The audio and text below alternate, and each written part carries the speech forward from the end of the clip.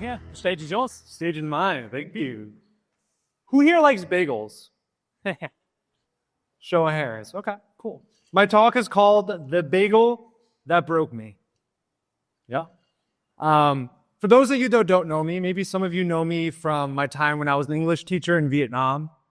Or maybe you guys know me from when I was a Bollywood actor for 3 years. That's another story. Or maybe know me as a mindset and leadership coach. But I want to take you back to 2017. I'm living in Hanoi, Vietnam. I'm at the height of my career there. I was teaching English.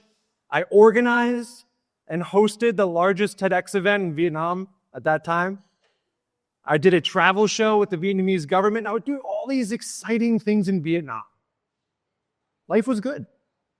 And one day, like an ordinary day, sunny out, I hop on my scooter, put my helmet on, which a lot of you guys don't do. Wear your helmets. I put my helmet on, and I'm driving on my scooter to go get a bagel. I love bagels. If anyone knows me, I love it. There's a place called Bagel. I don't work for them. They're pretty good.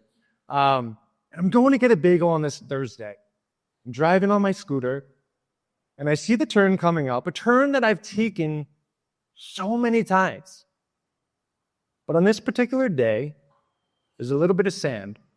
And my back tire, which probably should have been replaced, didn't have that much tread on it, decides to hit that sand, and my bike skids out. I go flying off my bike, and the bike lands on my left foot, crushing my 3 bones right there. And my foot is broken. The first time that I've ever broken anything. And that was pretty devastating. You know, it's not the first time that life's thrown a curveball at me. 3 years before that, I was working in New York City at Yelp. I was an account executive. Everything was going great on paper. And then one day I experienced the worst anxiety attack I've ever had. Actually, one of the only anxiety attacks.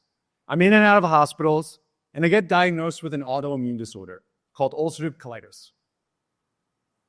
3 years after that Vietnam incident, I was in India, building my coaching business and working as a Bollywood actor on the side, which is another story. And then the pandemic hits, and all that ends, and I get evacuated out of India. You know, when I was in Vietnam, and I was sitting on my 4-story walk-up on my couch, staring at my foot in this big, ugly cast, which was very makeshift from a Vietnam hospital, and I was pretty pissed. I was mad. I was angry. I was stuck in the why. Why did I have to go get a fucking bagel that day? Why couldn't I just be like normal guy and just get some pho or something? Why? Why me? I was stuck in a victim mindset. And that went on for a while. I was worried about how I was going to make money because I was teaching English at that point. I was worried what I was going to do. Would I have to go back to America, place I hadn't lived in 3 years, and just restart? And then something shifted. I started asking different questions. I started asking what I could do with that opportunity. Okay, I'm stuck there. So it's 2017, so the whole remote thing was still kind of new. But I started looking for jobs. I found online English teaching. I ended up making more money that month than I ever had teaching in person. And one thing that taught me was the power of questions, the power of right questions.